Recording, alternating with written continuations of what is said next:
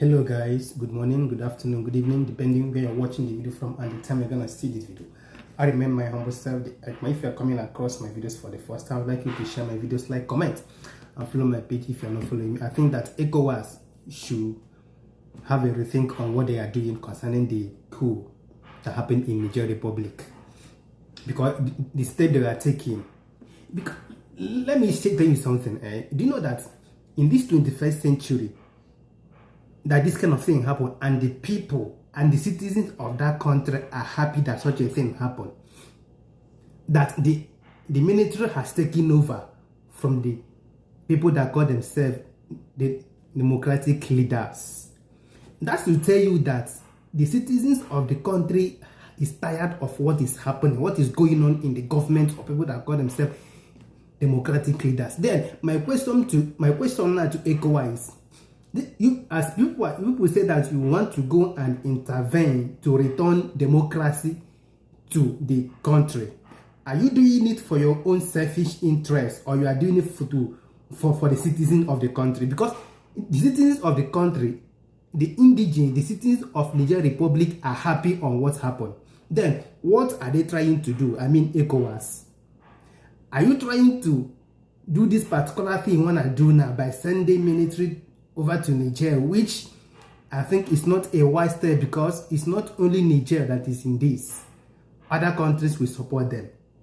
Are you doing it for your own selfish interest, ECOWAS, or you are doing it for the public interest of Niger's citizens?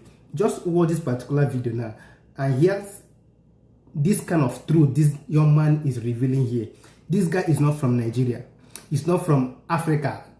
This guy is a foreigner from another country, but he has revealed so many things concerning the coup that happened in Niger Republic. Share this video, like it, comment, and follow my page if you're not following me. We move. In Niger, the BBC said there are concerns Niger could move away from its Western allies and closer to Russia, like its neighbors Burkina Faso and Mali, who've both pivoted to Moscow since recent military coups of their own. No, you mean that they're sick of France occupying them and they want their country back. There, I fixed it for you. See, Niger is a country famous for its uranium. When we talk about neo-colonialism, this is one of the best examples. The French are heavily dependent on nuclear energy, and 1/3 of French homes are powered by uranium that comes from Niger. The Eiffel Tower, even. Meanwhile, in Niger, 80% of the population do not even have electricity. France needs Niger's uranium so much, and yet Niger is the second poorest country in the world. How is this possible? Because the French are robbing them blind, taking and giving pennies. French neo-colonialism. So do not be surprised when people in Niger are chanting "À bas la France," down with France, and flying Russian flags. African countries are sick of being robbed. They are being independent. They are choosing to pivot away from Western colonizers because they see the Russians and the Chinese do things by the book. They are straightforward with you. Whereas we in Britain, in France, in Europe, we have a history of lying, cheating, and stealing. That is our legacy in Africa. And yet the BBC and CNN, they want you to think that Russia and China are debt-trapping Africa, like as if we didn't.